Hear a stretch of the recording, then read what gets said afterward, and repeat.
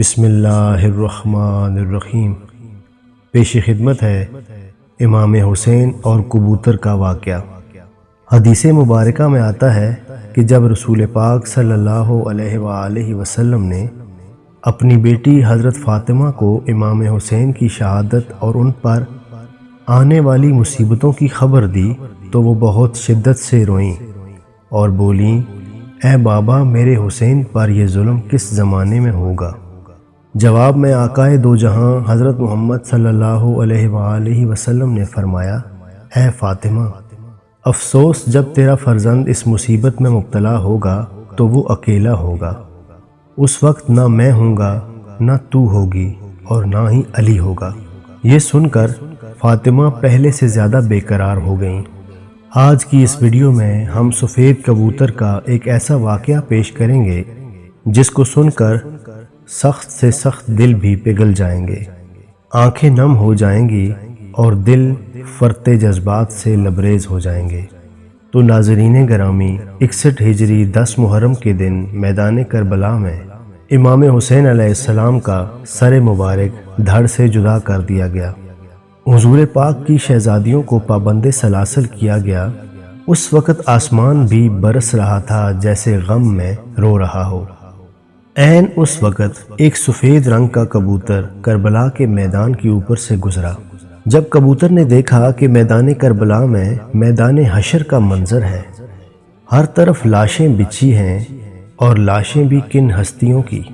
وہ ہستیاں جنہوں نے پیغمبر دو عالم محمد صلی اللہ علیہ وآلہ وسلم کی پیٹھ پر سواری کی تھی۔ کبوتر نے جیسے ہی یہ دلخراش منظر دیکھا، وہ چیخنے لگا، چلانے لگا اور اپنے ساتھ اڑنے والے دوسرے پرندوں سے کہنے لگا، قیامت آ چکی ہے، نواسہ رسول صلی اللہ علیہ وآلہ وسلم کو شہید کر دیا گیا ہے، محمد صلی اللہ علیہ وسلم کا خاندان بکھر گیا ہے۔ یوں لاتعداد کبوتر میدان کربلا میں ادھر سے ادھر پھرنے لگے۔ سفید کبوتر نے خود کو امام حسین کے خون سے تر کر لیا اور آسمان کی طرف اڑ گیا۔ اڑتا اڑتا یہ کبوتر مدینے جا پہنچا اور حضور اکرم صلی اللہ علیہ وآلہ وسلم کے روضہ اقدس کے اوپر گول گول چکر کاٹنے لگا، گویا طواف کر رہا ہو۔ اس وقت بھی اس کبوتر کے جسم اور پروں پر خون موجود تھا اور قطرے ٹپک رہے تھے۔ مدینہ شریف میں جس نے بھی اس کبوتر کو دیکھا وہ حیران و پریشان رہ گیا۔ آخر جب یہ خبر عام ہو گئی کہ نواسہ رسول کو میدان کربلا میں شہید کر دیا گیا تو لوگوں کو اس سفید کبوتر کی حقیقت کا بھی علم ہوا۔